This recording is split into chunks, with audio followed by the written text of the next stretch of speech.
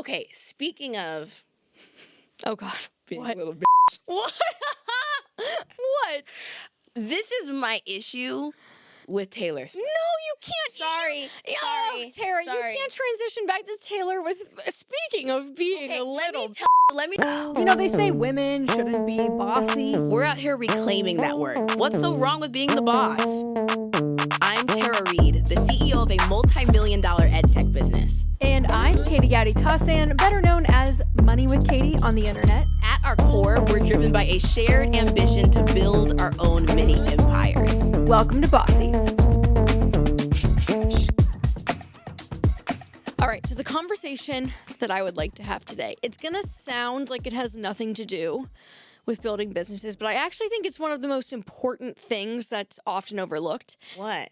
And the thing is confidence. Ooh. Your entrepreneurial confidence, like your style. Do you know what I'm saying? Yeah, your confident, like how you approach confidence. Yes, exactly. Yeah. Like what is the, I don't want to say the persona that you're embodying, but like a little bit. Yeah. So the reason that this is on my mind is because a couple months ago, I got to see my president, Taylor Allison Swift, in concert. Allison, you know At her the Eras middle Tour. name? Allison with one L, in fact. We're committed. So, Okay. but here's the thing, is that I didn't have tickets. Like, I don't know how much you followed this, if at all, but it was this big thing where no one could get tickets. Sold out. Ticketmaster, like, crashed. People that were in the wait lists, like, got into the queue and then were trying to check out. A second market situation. Yes. Yeah. It's black market tickets. Black like, market you are situation. gonna, Okay. you're gonna give your, like, left hand, your firstborn, Second if market you was want to like be the there. fancy art term word Oh. version of this. It's black market. Okay. It's black market. Okay. So it's the morning of the show, though, and we're in Denver. I live 2 hours north of Denver, and I literally couldn't fathom. I couldn't live with the idea that she was going to be there that night singing 44 songs for 3 hours, and I wasn't going to be there. So It just broke your heart. My hand was moving I'm like to buy literally the watching ticket. you have an emotional response right now. Before I knew what was happening. I'm not even comfortable disclosing how much I paid for these Wait, seats. how much you pay? Guess. I'm probably not going to Guess. think it's outrageous. You make money, you know. Guess. 2,500. Close. 2K. 2,000. It was 2,000. That sounds reasonable. And I was to like me. doing the like, thank I you spent for 2,000 on an outfit. Sometimes you got to drop 2,000. But I was like, I just know that the memory dividends of this $2,000, Why? it is going to be the best experience because this is truly how I thought about it. I sent my friend a voice memo ahead of time and I said, I feel like being in her presence and watching her do this is going to physically like change me. I actually Force can get down field. with that. You know what I'm saying? Did it happen? Yes. Because I saw you post this on your stories and you were like ugly crying. Crying. Like full Kim was Kardashian just- ugly crying. It was such a testament to like all the things that mattered to me. So like endurance, excellence, showing up, like consistency. I just so admire her and I think I could go on for hours, but I know you're not like a huge fan, but I just really think that she's at the top of her game and she's been at the top of her game and I just think that's incredible. Okay, so like I respect Taylor Swift. Like I have to put some respect on her name because she creates whole economies when she comes into town. So Yeah. like I 100% respect that. Okay. It's not that I don't have respect for her or don't like I don't find her to be aspirational. Okay. For me, like that's not the person of all the celebrities out there that I'm like, "Oh, Taylor Swift." Why like not? that. Like what is not aspirational to you? Okay, I think Taylor Swift has this like, okay, going back to confidence style. Yes. Taylor Swift has this confidence style that's kind of like, I'm proving myself. I'm like working real hard to be here. Like so much of it is about sort of like the hard work, the pursuit. And I think there are just other people whose confidence styles I admire more. Like, for example, like a Rihanna has like a, I don't really care. I don't need to prove myself to you. Like, I'm here without the proof. Like, I'm just here being fly. And like, to me, that's more of an aspirational energy. And I think Taylor Swift has like a humbleness about her too that I also don't aspire to be like. Like, when you look up humble in the the dictionary, it says like having a low opinion of oneself when you look up humble. What is it about? So, have you ever felt like you were on the same wavelength though? Because I hear things like of Taylor Swift, yeah, or of like a celebrity the in hard general? work, the like I'm gonna prove that I deserve to be here. Like that fires me up. Yeah. Like I hear that and I'm like, hell yeah, let me. It's like the spite blog, right? Chip on your shoulder energy. There's something about that that's so motivational. I'm gonna launch a business to like prove it to people. I'm gonna like go on this performance. I'm gonna usurp you and see. Do you feel like I'm right that is what she's doing? She's like, is that energy read? Yes, and I think that as a fan, she has even said that herself. Like in the Miss Americana documentary, she talks. She's like, and I quote because I and watched I it quote 5 times. Timestamp 34 minutes 17 seconds. No, she says that after Kanye West interrupted her at the VMAs when she was 17, she said, I thought the entire room was booing me, not him. Yeah, it's a little traumatizing. Formative experience, total PTSD moment. But that she was like, I feel like I'm only here because I work hard and I'm nice to people. And if that's why I'm here, then like I am going to prove to everyone that doubts me being up here on this stage winning this award that I deserve to be here. So I think she would tell you herself that that is like a huge motivating factor. So I think you're picking up on something accurate. Okay, Yeah. I don't really know even like how exactly I picked that up, but I do think for me, like that's not like what I want and love in a celebrity. Yeah. And particularly like to go and have this like experience of feeding off their energy, which I do think is like a cool, like I like that you did that. What were you crying about? I think, okay, like, should I start cheering up? Just start, well, No, I just really want to know, like, what were you crying? Like, what was happening in your soul? I started crying at a couple separate points. In the beginning, I cried when she was coming out because just the energy in the stadium, like, I can't explain how it feels to be with 80,000 other people that are just as amped up to be there, and to have so many people where this is like the pinnacle of their year and you're all experiencing it at the same time. And I think that there's like a great magnetism that she has to like bring that out in people. And so most celebrities that do like big stadiums, they have that just vibration. to have that presence, I think is very inspiring and very cool to be in the presence of. So that made me tear up in the beginning because it was like, oh my God, I have like full body chills. What really had me ugly crying, what I took the video of, was more Can we post this on our socials so you can like people can see the best this is that I'm just ugly like cry covered in glitter and like the tear marks coming down my face. Like this is the you look up. So what was the main part in the dictionary? No, and there I am. It's not basic. What was the main thing that like triggered the cry though? It was the full circleness of it all because she was singing a song that I used to listen to when I was like a freshman in high school that I loved. The nostalgia. And it was the nostalgia of like, oh my God, that little version of me would be so psyched if she has no clue what's coming for her. And so then to like, if she saw you now, she'd be like, oh, okay, hell that's yeah, cry-worthy. you know? I can and so mess with to that. be like standing there listening to that song and reflecting on just like that when I was 15 years old, and it's like, you know, how much life has changed in the intervening like decade and a half, just to have that moment of like, oh my God, I'm sitting here listening to that same thing. Yeah. That same person, but somehow so different, and like so much has happened. I think that was the So this trigger. concept, I love this concept of like seeing your own growth, kind of like looking back at your own life. And I think like it's such an interesting conversation framed in entrepreneurship, because entrepreneurship is this humongous mirror, dude, where you just get to like see yourself, the places where you're growing, the places where you're not growing, and actively just like choosing to avoid. Like there's no other person to blame but you in entrepreneurship. And so like it particularly creates these scenarios where you can see like how you've grown and what like earlier version of you like would be so proud of this version of you, or what areas you're not like fully living in your power right? Where like maybe the future, a previous version of you would not be as proud in those areas. And do you think that that's part of why it doesn't, like what she's about doesn't resonate with you? Is there a past version of you that you're like seeing in that you're like, yeah, I don't want that? I think for me, like I have kind of like dedicated my life purpose really around the like growing of, I would call it like my self-actualization is like the woo-woo way that I would describe it, but really I think it's like expanding my own confidence. And I spend a lot of time in like an active practice of expanding my own confidence. And so I do think that there are some elements of like Taylor Swift's like trying to prove it, but like not like when you're trying to prove it, you don't really feel like you're fully it. Yes. Like that's why you're trying to prove it. So like, there's some elements of that I feel like I'm either outgrowing, have outgrown, like just are not aspirational for me, right? Maybe that was a previous stage. Like for sure I think I've had a huge growth in my confidence. Like I think over the last 5 years, like if you look at pictures of me from 5 years ago, I look like a completely different person. You know what's so funny now that I'm just realizing this?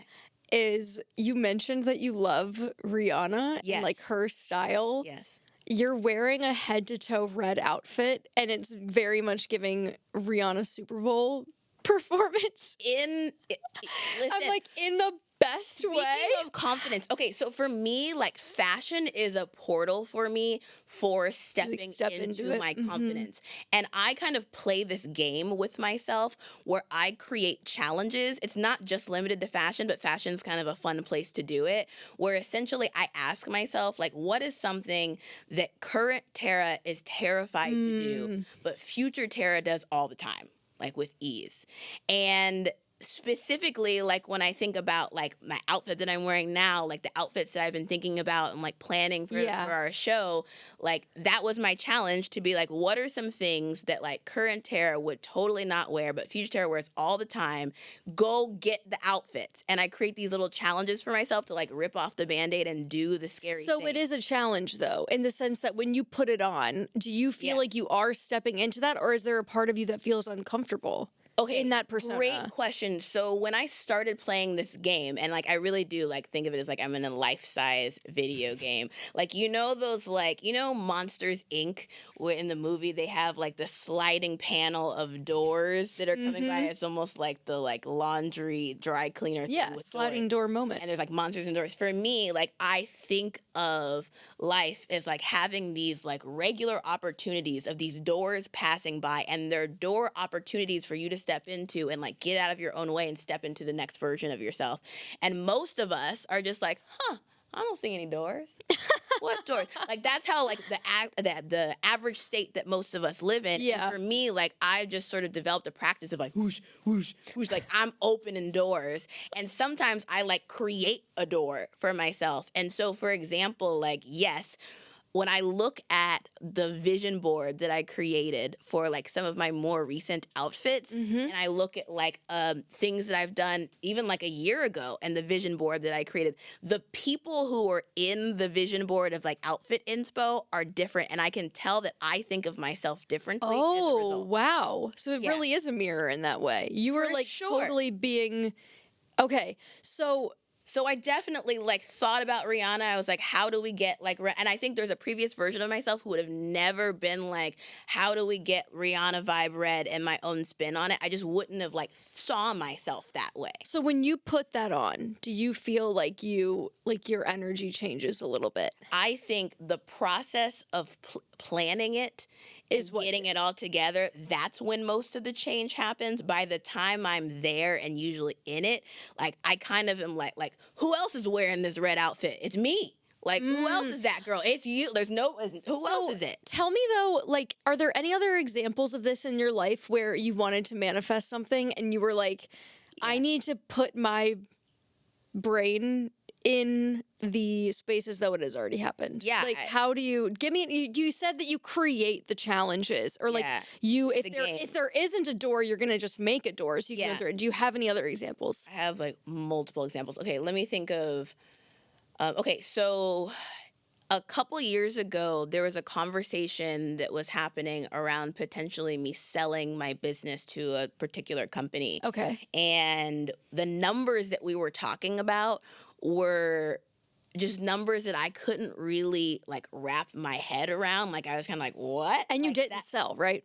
Like, I did not sell. happen. It didn't Okay. happen. I did not sell. Okay. But the conversation, I realized I am not equipped to have this conversation. I'm gonna like sabotage this conversation because I can't even see myself in that. Like I don't even know what my life. Why though? What, because you felt like you couldn't imagine yourself with that level of it like felt undeserving in some way, or like I just couldn't really see it. I had no vision for that. And I think like sometimes we have a vision for like the next goal, but not like what if like all the things I wanted to manifest happened? Like really what would that look like? I think sometimes I don't have a full vision for that. So for example, when this happened, I was like, okay, well, one of the things that I would do, I really love like homes and architecture. So like one of the things that I would do is I would like move to Santa Monica, Venice Beach, California area, and I would get like a really beautiful old California design home. fantasy. Like, yep. I'm from Southern California, so actually it's like I said I would never go back home, but like I didn't know that about you. Well, I'm from Kentucky, so we all wanted to move to California because there's not a whole lot to do in Kentucky. But yeah, I get it. So Santa California's, Monica, like, not that it's like a fantasy for a lot of people. I think that there's just great architecture in this spot. So, and mainly, by the way, I like move for like where cool homes are. That's how I like choose. Because you live in Mexico City right now. But I chose Mexico City because I was looking for a amazing apartment that inspired me anywhere in North Central or South America. So I opened up Airbnb, searched North Central and South America, and just scrolled for a couple days until I found a place that I couldn't stop thinking about. And then, so like I kind of picked. That's also was a challenge, right? Like, to expand my space, and I got into that apartment and was like, well, it's you who lives here now, so you gotta be that girl. Yeah. Okay. So so in this conversation about selling my business, I realized like I have this is one thing I would do. So I get on a plane and I go to California and I go on Zillow and find some cool homes that I would buy, and I like book. You can just like go and book with the broker. No one asked me any questions like, can you afford this? I think maybe because like my like email signature says like CEO tech company or something. I don't know. Maybe that's why. But like no one asked me any qualifying questions. I also think like at a price point, people like are like it's fine. Like I don't know. If my God. If you couldn't afford it. I couldn't afford it at the time. Yeah. Anyway, so I go and I see the houses and like I'm going home shopping, and like doing that act put me into the space where it felt like normal. I'm this in person. The house. I'm the person that has this house. Yeah. And so I think I'm like even far more prepared. Like that deal didn't end up happening, but I'm far more prepared to have those sorts of conversations at that scale because I like did this challenge of like throwing myself in, ripping off the Band-Aid. So like that's kind of my practice. It's the Delululemon. The Delululemon effect. The Delululemon where you have to be delusional. You got to be a little bit delusional. Well, so I guess I'm asking, it kind of reminds me a little bit of when I was going through cycle training, because Soul Cycle training. Not Soul Cycle, but it was a different gym in Dallas, but it was same concept. Like, I'm on the bike, we're blasting music. That's right. Into it. The lights and the whatever. It's a no for me. Dude, you got to come with me. I asked her if she wanted to go. I'd be on the ground. She goes, bitch, no. Yeah, you were like at 5 a.m. It was at 6. It was a respectable time. But anyway, so I go through training, and I was expecting it to be very kind of, I already taught yoga at that point, like a yoga sculpt class. So I was already an instructor of another format. And I figured, I'll do a couple weeks of training for this. I thought I'd be like bing bang in and out on the podium, no problem. Cycling is a very like confidence up, boosting you up kind of vibe, no? You have to be a party starter. Like it is not, it's a performance far more than it is a format like yoga where you have to have a lot of technical knowledge about the body. You don't really have to know anything about the body to teach a cycling class. You just have to have rhythm. You have to hear 8 counts in your head and be able to cue correctly. Does it end up making you step into your confidence more? Like I always find that like, you know, they say like when you teach something, it's like the best way to like learn and step into a thing. Do you feel like you learning this helped you step into something? If anything, I think it had that mirror effect where it made me realize that I was not as comfortable with myself as I thought I was. Ooh, okay, because that's also valuable. I did not feel confident in that room. I taught hundreds of classes. I had taught for thousands of hours. And like there was something about it where during training for like 6 months when I'm going through this intense training, my coach had me go through so many different exercises to get comfortable. So she took me to a hip hop dance class. That was a disaster. I have to show you this video. I used to dance competitively. Oh my God, you did? Yeah. See, I'm a choreographer. but I couldn't let loose. Like I was so controlled and so meticulous. Like my approach to things is so like, let me master this. Let me practice it. Watch how this is well like your approach to business. Yeah, watch how well I can Taylor cross my Swift. T's. It is. Dot the I's. Every single step is pre-planned. And like I thought this through. hip hop dance, not pre-planned. Teaching cycle. It is very much you have to go with the flow. You have to read the energy of the room. And so the way that they finally I basically was only able to get over the hump to be able to teach by kind of having this persona alter ego where like there was one day in practice where she comes over and she put a hoodie on me and a backwards hat and she goes, go be that. But you're not the only person who puts on alter egos to step into something. But it was just like interesting. Beyonce has had Sasha Fierce, and I think she's recently talked about how she no longer uses, like she doesn't need that character anymore. But for a long time, that was what she used. I think Megan Thee Stallion, doesn't she have one too? I don't know. Does she? Yeah. Oh yeah, that's her like name on Twitter. I think. Yeah, like people have these characters that they step into in so many ways. Like I create characters, I create whole storylines with my outfits. So like that's not a like you're talking about. I feel like it's like a crutch, like you cheated or something. Oh, that's interesting. I guess I don't view it as cheating. More so just that it made me realize that there was something about myself that I did not feel comfortable fully owning. And when you're on the mic up there and you're literally on a podium. You're responsible for under other people's a energy. spotlight. Yes. And you have a microphone on and you are controlling the music and you're controlling what they're doing, literally. And it just was like... That sounds fun. I really think, though, now, after the last 18 to 24 months of my life, if I went back to do it now, I think I'd be so much better because I feel like I really came into my own through of having to figure it out every day and having to make decisions and like... Do you think that you would be better at cycle because of how you've expanded as an entrepreneur? Is there any connection? What's the connection? Confidence. It's just confidence. Yeah. Because like I said, it's not skill. It's you are a performer. You're putting on a show. You're getting people into it. You have to have some technical knowledge and you have to be athletic to some degree and like whatever. But 90% of it is just swag. Like one of the things I feel like builds my confidence as an entrepreneur is just getting like my butt kicked. Oh, like, I feel like the more I get, oh my God, like, I'm the opposite. I'm like, I don't want to. What do you mean though by getting your butt kicked? Let me tell you what I mean by this, right? Like when stuff goes wrong in the business and you come back from it, the like number of times that you come back, you're like, I'm a cockroach. Like I'm like I got this. So like when stuff just like falls, like I have a different kind of confidence that like it's okay. We've done this before. Okay. We've done this before, and I feel like now even like in my cohort of friends, cockroach confidence. That cockroach confidence. That line is one that's like coming up more. It's like it's cool. Like it's not great right now, but like I've done it before. And that's a different kind of like. There's a word for that. I don't remember what the word is, but that's just wisdom. Being old, doing things. Yeah. No, it's like it's just that psychological principle around how it's like the story you're telling yourself about yourself, basically, and how I think we assume as humans that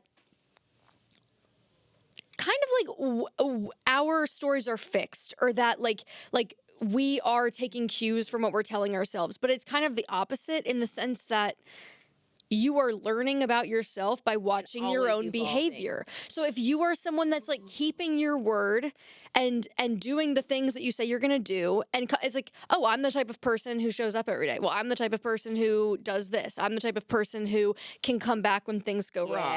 And sometimes I think it's self-talk that like You know what happened to me this morning when I had to wake up for class? It was like 5:20 and my alarm went off. Yeah. And for a split second, I was like, I just would rather sleep in. Like, I don't want to get up and have to walk over to the studio.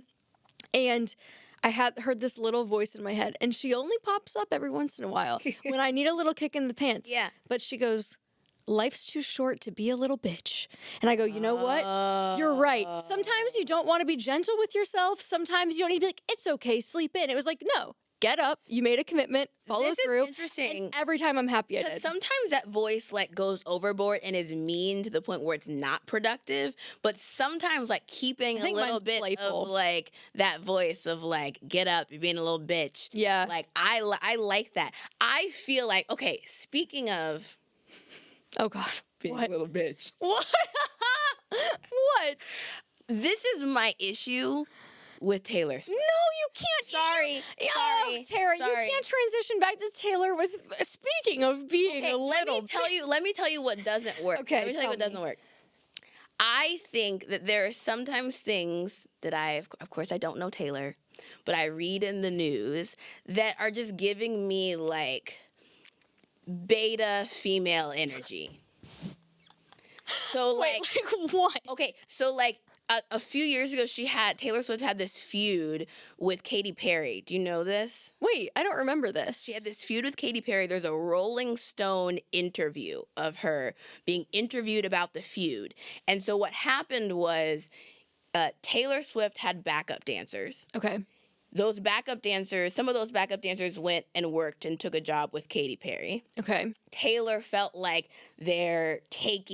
she's taking my dancers, and I think the dancers were like, but we have like freelance contracts. We're freelancers. Like, we're dancers. Let us eat, please. We're freelancers. Yeah, let us eat, please.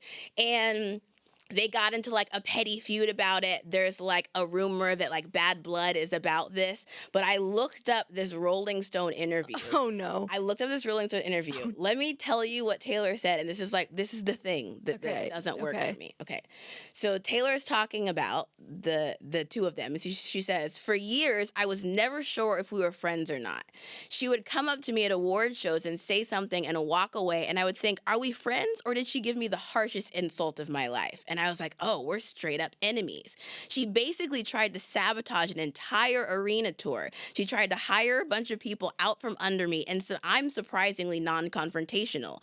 So you would not believe how much I hate conflict. So now I have to avoid her. It's awkward. I don't like it. The eye roll. It's the beta female energy for me that I can't aspire to. Yo, but what is the Tara spin? Can we talk about Tara spin for a second? What do you mean by this? Like, you are so good at, I'm going to use the word puppeteering, but that sounds more manipulative. That means more manipulative than I mean. But you're very good. I'm not manipulative. Oh my God. But you approach. I know myself. You approach conflict very strategically. Like, you're not going to approach something in a way that's going to make someone get this their is back not up. a conflict. Let the dancers go. But that's what I'm saying is let's say it was, okay? Yes. So let's say her employees are being poached by someone else, or she thinks they're being poached by someone else. Yes, which happens. People get poached. Yes, and she's saying, I feel awkward, now it's a conflict. Yeah. What is the I would Tara just spin here? directly tell her and send her a text message. Have my people tell your people, hey, here's my message about how my feelings are kind of hurt, and like I would love if we didn't do this. Okay, so vulnerability. But I have to avoid her because you know how much I hate conflict. You know what I like though is that You're Taylor Swift. It's that I have to avoid conflict and avoid her and like downplay this. Let me say it in Rolling Stone. Let me put it in a major publication. Passive aggressive. It is. I like the pettiness though. I'm not gonna lie. It's petty. It is I petty. Get it. She gets petty points, but Petty not like alpha female points. Okay, that's interesting. See, I guess I look at like what's happening right now. I don't know. I can't tell how much of this is just my algorithm bubble and how much of this is everyone's experience right now. Yeah. But everything on TikTok is like people speculating about Taylor and Travis Kelce, and I think that the NFL's response were like literally in their bio on Twitter. They changed it to NFL Taylor's version.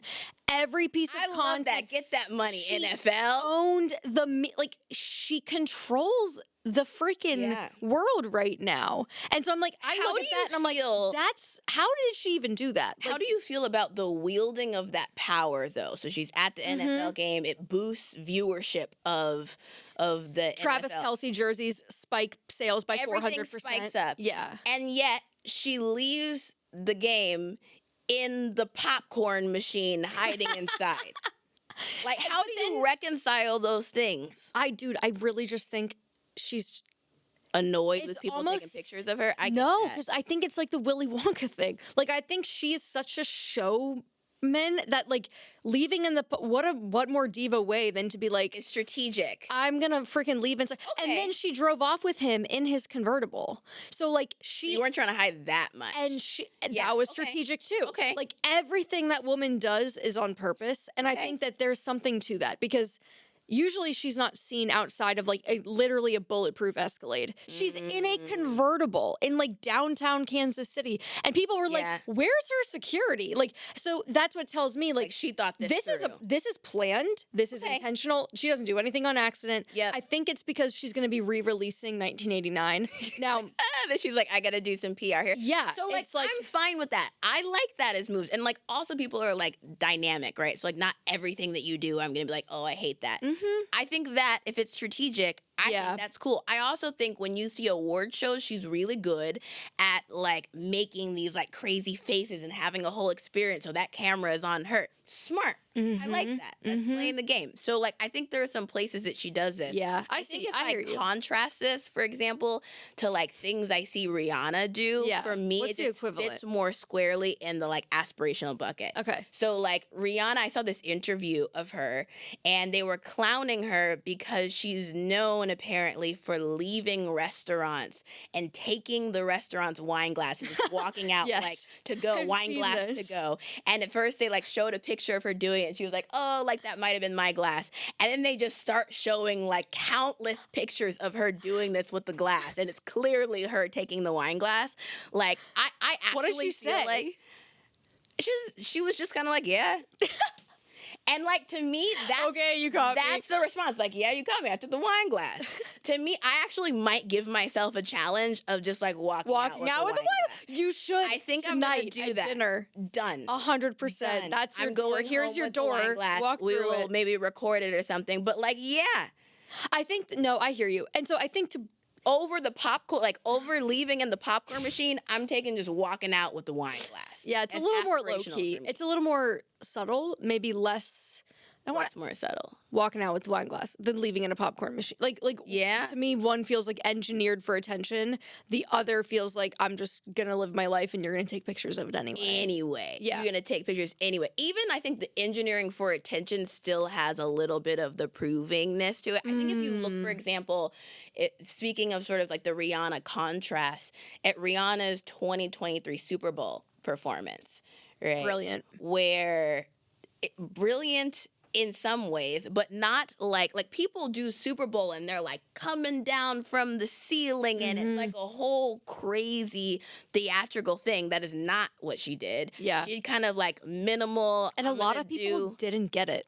Like there were a lot of like non-Rihanna fans that were like, what was that? Because it was kind of like womp in terms of production value. But you know what she was doing? She was selling that lipstick. Fenty ad. She was selling that lipstick. She was selling that lipstick. It was literally an ad because as she starts the performance, the dancer next to her hands her the like lipstick. She then puts on that lipstick, does the performance. Immediately after, marketing team timed up, queued up, ready to go. Drops the drop of like her new. Because it was a new product. It was a new product. 5.6 million, right there. Same night. Oh my god. Yep. So in 12 hours. I wonder though, even is $5.6 million like that much to Rihanna? That feels like. Maybe. You know what I mean? I wonder how that like compares to overall bottom line number. Like, was that like, would she be like, that was a successful launch? You know what I mean? Like, we think it's all impressive. Yeah, I'm like $5 million in 12 hours. Holy shit. But interesting. I can imagine how, like, for the current version of myself in that scenario would be worried that I was making my performance too much of an ad. And I would be in meetings like, ooh, like, I don't know, we've got to figure out how to like navigate this and what we're going to do about that. Like, I think the current version of myself would not feel ready to go on like, it's an ad. Take it. I'm here to sell products. Yeah, but if like, I'm performing for free to that. Yeah, if I'm performing for free, maybe it's not for free, but like people like break even on those kind of shows because like it takes a lot of money to produce. Yeah, and I don't think they get paid for them. You get paid, but like it ends. A lot of people come out of pocket for it. Because if you want to do a big show, like you have to come out of pocket for it. So like it's really just sort of like publicity. What I'm trying to figure out is what is a like real person application of this. Like if I'm channeling, because we have a big product launch at the end of the year. It's like a planner. So you know how you'll buy like an agenda, like a day planner, and you have to buy a new one every year? Same principle, but it's for your money. And it's digital. Oh, for your money. Okay. For your money. And so every year we make a ton of enhancements. Yeah. And it's a pretty exciting process and it takes a pretty long time. We invest a lot of money into like getting it right. And it's interesting the way the marketing and promotion for it has had to evolve over time because when it first came out, there really was no playbook. It was just like, okay, this exists now. Here, go buy it. How do you market Like it? on Instagram was the main way at first. I would just talk about it and then link it in my story. Make a reel about it or something? Yeah, Link in I mean, bio? honestly, even at the time, there weren't reels, and I didn't have like the swipe up in stories. Some video posts. Yeah, it was pretty. You've literally a carousel. Of You 1 only minute get long swiped up in videos. stories at like 10K followers. So when I launched it, I didn't have that. So I think, I think you're right. I think it was just like on the website. But every year, as we've as it's become a bigger and bigger deal, and it's become a bigger part of our business and revenue, it's like that's kind of like the main source of revenue in Q4. It's the primary. It's a big injection, and so there's a lot of pressure on it to do well. Yeah. But this year, we're trying something where we have I would say a more robust social rollout where it's like in the 8 weeks leading up to the release, there is just content like every single week. Like, here's what this like glow up video. There's a behind the scenes of making it. There's how planned. I know you like to be like planned and meticulous. How planned is this rollout launch? Yeah, like, I mean, there's hour by hour block kind of situations like your calendar. No, but we have concepts. So it's like we'll have a concept, and then I'll start to try to iterate on it in CapCut, which is the editing software that I like to use. So I'll try, but sometimes I'm like, I'm not great at video, so this is something that I think I need to like ask someone like, why are you? I was literally just thinking, why are you editing your own video? I should just like give all the material to someone else and be like, will you make this make this spreadsheet look cool? So we have that. There's we have a more extensive email campaign this year too, where now that this is our 5th one. Yeah. So it's like we have a lot of data now about these waitlist campaigns where it's a waitlist campaign. We build our list of everyone that opts in. Yeah. And everyone that opts in gets a discount at launch weekend. That's standard. We've always done that. This year, they get a freebie if they're on the wait list too. And we have different discount tiers and different email funnels for people that bought in 2023 and people that own multiple versions of it. So we're really like... Is there some like urgency and scarcity built into the campaign structure? Like, do you have to get once you're on the wait list, you have to get it by a certain time? It's that the discount is time bound. So the launch weekend is like... The new purchasers who have we don't have any purchase history from them. I think it's 10% off. People that had it last year get 20%, and then people that have bought it multiple years get 40% off. And it's like through Black Friday weekend. So I'm like, really, I've been spending a lot of time recently. Like, how do I make a spreadsheet look cool? How do I build hype around what's this product even more? The product? That it's like a digital. It's like a Google sheet basically, but like a really tricked out Google sheet that I use all year long. You know that I love spreadsheets, by the way. They're the greatest. Yeah. Freaking we mainly like build apps at apps.code, and like the spreadsheet starts as like the database, and we turn the spreadsheet into an app. I wondered about so, like, that. I love this stuff. Okay, well maybe we could help me turn it into an app. Yeah, let's do it. That's I actually like really want to do that. I think it'd be fun to turn it into software. But okay, well that's the rollout plan. No, I like that you use sort of that scarcity and urgency structure. I actually use like a similar structure where like I do classes and like free workshops, and there's a discount just just for people who come. And how often are you hosting those? Yeah. Okay. So I do a monthly one for my community that's like multi-days, and we like pick a famous app and build a replica of a famous app just to like show people how it works. It's not like your app idea, but like I built Instagram, I built Fitbit, or like whatever. And then I also we sort of run ads to ones that I do each week. So those are like different. It's different. And they're live every time. They're live every time. Yeah. There was like an era of like the pre-recorded webinar. That was the trend, but like it's not really my thing. So like we did try maybe like 3 of them. I just like didn't feel great about it. But like if I go on vacation, did you notice that conversion was lower when it was pre-recorded? No, usually conversion's higher. So then wait a second. So the reason why... So you're like, let me put in more effort for... Let me tell you why. Because the conversion is higher because people can go immediately into it. Like, they don't have to wait for the day that... Like, I'm not going to do it every day.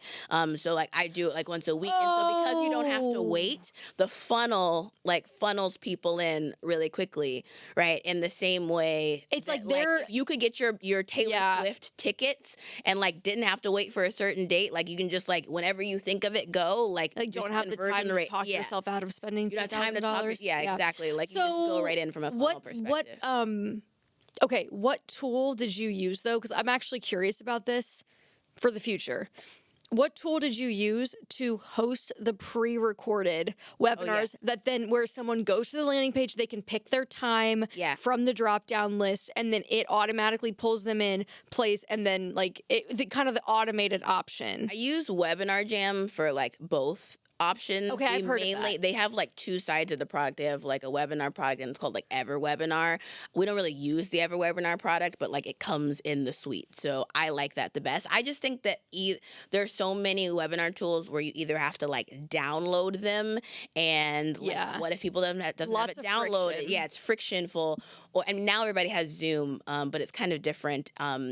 Or they just crash in the middle of the webinar. And there's nothing worse than spending like thousands of dollars running ads to a thing. You've got thousands of people there to show up, and it just crashes in the middle, and like your ROI is gone. Like, it's the worst thing ever, and it's happened too many times. So you are running ads to these? Yeah, we run ads to them. You know what would be so interesting? I wonder if we should run ads for the Wealth Planner to get people into the list. I wonder if we have a separate wait list for people that are not Money with Katie followers, where we're just promoting the product to them as though the product is try small tests of it. I think you just want to think really clearly through your funnel, and I think sometimes sending people straight. I think it's what price point range is it? It's like around $50. Okay, it's a pretty low hurdle. Okay, so I think at that price point you can just run straight to the landing page, but I think you need to do a good amount of retargeting too, because even if that person doesn't make the decision on the spot, like, you know how like when you click on something, you then all of a sudden see ads for it like all the time. That's a retargeting ad, which means like you clicked on it, there's a pixel, it knows that it's you, it knows you're interested, and then you have sort of specific retargeting ads. Do you run your ads yourself, or do you have someone that does this? Okay, I don't even know why I asked that. Obviously, you're not doing it yourself. I know. Dude, this is my problem. Do you see this? Immediately in my head, I'm adding this to the mental to-do list of like, okay, have to learn how to use Facebook Business Manager. It's not like, all right, let me figure out who can. I mean, like, I learned enough so that I could like tell if someone was BSing and like didn't know their stuff. So when you say you learned enough, any specific resources you liked, or you were just straight up going to Google? For me, not going to Google. Like, I have different friends who like teach some of this stuff. I sort of like rolled up my sleeves and like went in to look. So I think I took some courses on it, and I also just sort of like tried. So you educated yourself. Yeah, you weren't just myself. Like, let me outsource. I like to educate myself for hiring purposes. So, like, for example, I had this guy, Xander. He's a great friend of mine now. He sold his company to Google. Google ended up sort of phasing that out, and he worked on Google Ventures, which came up with this design thinking process, Google Ventures design sprint process. Dude, we use this at Southwest for years. Love the design he had sprint. really like learned all of that stuff directly there, and he taught me the design sprint process because I wanted to hire a designer, and I was like, I don't even know what a good designer is, what a bad designer is. I'm gonna be in the interview and someone's gonna be saying something. I'm like, what do you even like? I don't know. You can't judge. I need to know enough to do the interview.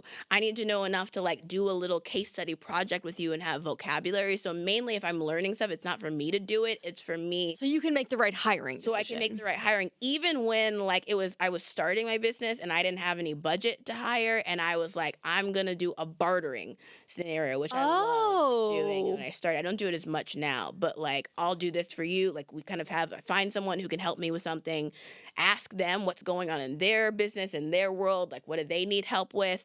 And like I'm scanning that conversation for something I know how to do. And then like, hey, I can help you with this if you help me with this. I did so many like bartering hires early on. And so like when I say hiring, that kind of like now it doesn't quite look like that. Okay, but I like that's a more accessible though option if you are early stages to be able to be like, okay, well, I know, for example, my thing that I'm good at copywriting. Yeah. That was what I did professionally. So I'm like, sales emails, regular landing pages, blog. Like, if you need there's copy. a bunch of people who are listening right now who know ads really well and have to do copyright. Yeah, like barter right there. Yeah. Right? So, and probably as part of their ads business, have to write a bunch of copy and they're like, dang, I got to do this part again. Right? So that's the barter. Yeah. Yeah. And to kind of wrap this conversation, can we talk about how cringy the word webinar is? Because I hear webinar and I'm like, ugh. Yeah, we I need don't a really better use word. the word say webinar. Workshop. I've noticed I say that. workshop or masterclass. Oh, we also say masterclass. Yeah, webinar. There's something very like late 90s about it that I'm just not. I'm with you. I'm not down with. I'm with you on that. It has like a different vibe to it. Okay, so we were talking earlier about like confidence, and you were telling me about your crying moment with Taylor Swift, and I was thinking about like the energy in a concert space. Yes. Right. Like, because it kind of like when you go to a concert, it's buzzing. Like you get like hyped up and excited. And there's this book that I really like. It's called Levels of Energy by Frederick Dodson. And it directly like is something that I study and look at as I'm on my own like confidence journey. And what it is like this guy has this scale from like 0 to 600. And each of the numbers are like, he calls it like your energy level, but really what he means by that is like your average emotional state. Average emotional state. So like, for example, at like I don't want to know what mine is. A 20 is like if you're like in grief, really like guilt all the time, like kind of lower vibration, shame. Exactly. Yeah. All the way to like 600 is like a monk. Or something like that, right? Okay. But there's a bunch in between. And by the way, like none of us are in one place all the time. We all move around, but you kind of have an average. Yeah. Right? So I was thinking about this because I think that there's a level that for me is aspirational. And I think like as we talk about like things to do to get your business out there, things like people that we look up to in terms of like their confidence style, like this framework in this book kind of like rings out to me because there's like a level that's like high 400s, low 500s, and it's where like stars with followers typically are, where their like joy and creativity is their regular state. They're kind of in a sense of like awe and wow about the world. Like they can appreciate like, oh man, this is beautiful. And they often can like command energy and attention in the room. Okay. Right? Like it kind of like, if you think about Maslow's hierarchy of needs at the bottom, it's like food, safety, shelter. And as you get higher, like what you're really trying to do is like self-actualize, become the highest and best version of yourself. And I often think about like my own journey to like get to that. Where do you feel like, can you read us through these energy levels? Because I feel like there is a lot between depression and monk. So I'm like a lot. I also want to like place myself on this ladder. So can you read through them? Okay, so I think there's like two different frameworks that I'm referring to, and I think I kind of like think of them side by side. Okay. One of them is like Maslow's hierarchy of needs, right? So like the bottom level is like you have getting your biological needs taken care of. If I jump up a couple, it's like esteem needs, like achievement, recognition, respect, competence, like getting those things. And then if we jump up a couple levels after that, it's like aesthetic needs, like beauty, order, symmetry, things looking inspiring and beautiful. And then we sort of jump up a few levels too, or like a level, it's like self-actualization, like fulfilling your potential. Oh, okay. Right? And I think that like inside of that, then there's this other book that I was referring to that has like the numbers from 0 to 60, right? So like, okay, 20 is like guilt, grief, whatever. 250 is like orderly life, like a societal structure. You're like not really, thinking outside the box. Oh, regularly coloring inside the lines. Coloring inside the lines, Vibe. right? A 380 in his book is like wanting to like do more high performance business. Like this is where entrepreneurship comes into play because you can't do a lot of entrepreneurship coloring in the lines. You Interesting. Gotta, go outside the lines a little bit. And it's like a high performance business at that level. Okay. Right? All the way to like I was talking about that 480 with like stars, with followers, and like joy and creativity, like in your zone. To me, I imagine like magnets at that phase. It's like you are literally just there's something very magnetic. You're so connected with yourself. Sorry to get woo very a little bit for a second, but like so connected with yourself that like just people see that and are drawn into that. And I think that's what you were experiencing. I think so too. I 100%. Concert. I think that's why I wanted to be there. Just not only to experience it, but being like, please rub off on me. Like I want some of this. Yeah. Like, come on. Yeah. Do you see yourself at all in Taylor Swift? I mean, no, I really don't. Really? I think you're like the Taylor Swift of personal finance. Well, there it is. I just need that to play on a loop every day. I think in an aspirational way. Like, I think that'd be the end goal. The end game, if you will. I don't think that that's where I am now. I have a Pinterest board that is of you and my vision of you. And you do not. I do. Are you shitting me? I lightly like mentioned it to you to see if you wanted me to if she said when did you mention this to me? I texted this to you and I was like, okay, if she wants to see it, she'll like say something. I totally missed this. So maybe she doesn't want to see it. No, I'm an only child. I love attention. Are you kidding? You made a Pinterest board about me? Yeah. Of course I want to see it. A lot of my friends, like I think of like how I see myself. I have like literally one called How I See Myself, and I sort of see how it expands over time. Of course I want to see this. Definitely Taylor Swifty of personal finance. There's lots of fashion in it because I like fashion. Oh my God, we have to look at this immediately. Okay. I didn't want to push it on you. Time to look at Pinterest. Okay. So we're gonna wrap up, but I want to play a game. Okay. I like a game. She loves a game. Okay. All right. So this game is called Which Celebrity's Confidence Style Do You Have? Oh, perfect. What's your celebrity confidence style? So I have like a quiz. You know like those Cosmo quizzes? Yeah. I asked ChatGPT. I love ChatGPT, guys. Of course. I asked ChatGPT to make me a Cosmo style quiz so everyone who's listening can like, you gotta write down your answers. Okay. You have, maybe you can remember. I'll remember them. Okay. I'll remember them. All right. So there's just 4 questions. So be quick. All right, first question. When faced with a challenge, you A, dive right in, B, plan meticulously, C, trust your instincts, or D, take calculated risks. Don't tell me the answer yet. Just like in your head. Got it. Everybody got their answer? Yeah. Okay. Second question. Your preferred business attire is A, bold and daring, B, polished and classic, C, glamorous and sophisticated, D, comfortable and elegant. Okay. Okay, next question. We're halfway through. Okay. Question 3. How do you deal with criticism? A, crying. Maintaining your vision, B, reflecting and refining, C, using it as fuel, or D, embrace and rise? Don't tell me yet. I have one more and then you can Okay. Sorry, last I'm one, last one. so torn on that one. Okay. Was there an option for crying? No. No, but like maybe that's included. You could do all of those and cry. I'm a big advocate for crying. Okay. I cry all the time. Fantastic. Okay. All right, last question. Your approach to leadership is A, innovative and fearless, B, inclusive and thoughtful, C, empowering and passionate, or D, visionary and transformative? Okay. Okay, so in Cosmo quiz style, I'm going to give you the answers. So if you have mostly A's, you have Rihanna's confidence style. You're daring and unapologetic. You inspire with innovative spirit, bold choices. Okay. If you had mostly B's, That's what I had. you were like Taylor Swift. Yes! Confident style. Mother. Polished. Mother's Polished, mothering. planned, inclusive, fostering collaboration in a growth-oriented environment.